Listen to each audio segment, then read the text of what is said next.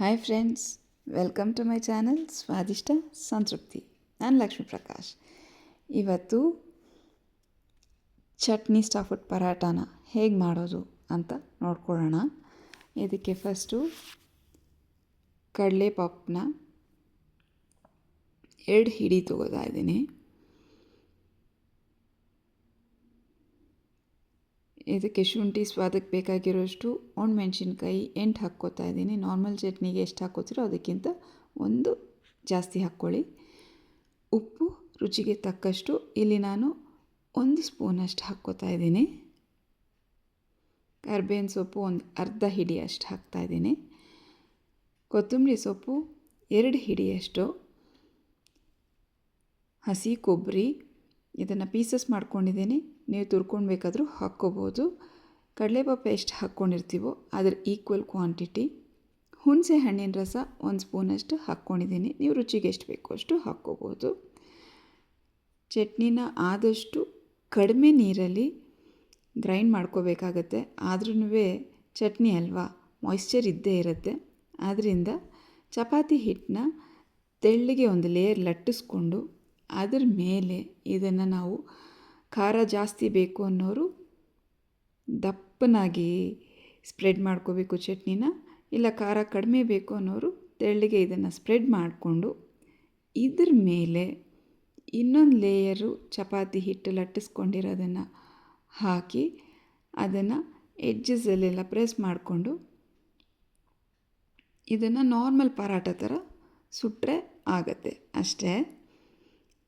ಇದೇನು ಹೊಸ ಅಡುಗೆ ಏನಲ್ಲ, ಇದು ಸಾಂಪ್ರದಾಯಿಕವಾಗಿರುವಂಥ ಅಡುಗೆ. ಆಮೇಲೆ ಇದು ತೆಲುಗಿನಲ್ಲಿ ಉರ್ಬಿನ್ ಚಪಾತಿ ಅಂತ ಹೇಳ್ತಾರೆ. ಬಟ್ ಇದು ಹಳೆ ವರ್ಷನಲ್ಲಿ ಮೈದಾ ಹಿಟ್ಟು ಹಾಕಿ ಮಾಡ್ತಾಯಿದ್ರು. ಬಟ್ ಎಲ್ಲರಿಗೂ ಗೊತ್ತು ಅದು ನ್ಯೂಟ್ರಿಷಿಯಸ್ ಅಲ್ಲ ಅಂತ, ಅದರಿಂದ ಚಪಾತಿ ಹಿಟ್ಟಲ್ಲಿ ತೋರಿಸ್ತಾ ಇದ್ದೀನಿ. ಇದನ್ನು ನಾರ್ಮಲಾಗಿ ಪರಾಟಾಸ್ ಎಲ್ಲ ಹೆಂಗೆ ನಾವು ಸುಟ್ಕೋತೀವಿ ಅಂದರೆ ಸಣ್ಣ ಉರಿಲಿ. ಇದು 2 ಲೇಯರ್ಸು ಚಪಾತಿ ಹಿಟ್ಟು ಮತ್ತು ಮಧ್ಯದಲ್ಲಿ ಸ್ಟಫಿಂಗ್ ಇರೋದ್ರಿಂದ ಒಳಗೆಲ್ಲ ಬೇಯಬೇಕಾಗತ್ತೆ. ಆದ್ದರಿಂದ ಸಣ್ಣ ಉರಿಲಿ ಬೇಯಿಸ್ಕೋಬೇಕು.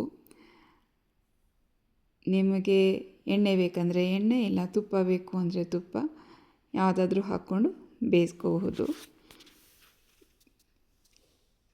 ಈ ಚಟ್ನಿ ಪರಾಟಾಗೆ ಬೆಸ್ಟ್ ಕಾಂಬಿನೇಷನ್ ಅಂದರೆ ಈರುಳ್ಳಿ.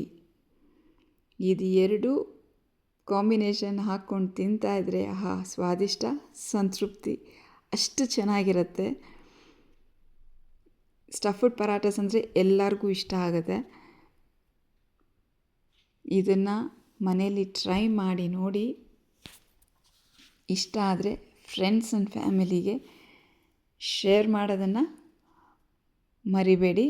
ಇನ್ನು ಸಬ್ಸ್ಕ್ರೈಬ್ ಮಾಡಿಲ್ಲ ಅಂದರೆ ನಮ್ಮ ಚಾನಲ್ನ ಮೊದಲು ಸಬ್ಸ್ಕ್ರೈಬ್ ಮಾಡಿ. ಇಂಥ ಒಳ್ಳೆ ಈಸಿ ರೆಸಿಪಿಗಳಿಗಾಗಿ ವೇಟ್ ಆ್ಯಂಡ್ ವಾಚ್ ಸ್ವಾದಿಷ್ಟ ಸಂತೃಪ್ತಿ. ಇವಾಗಿದು ಆಗ್ತಾಯಿದೆ.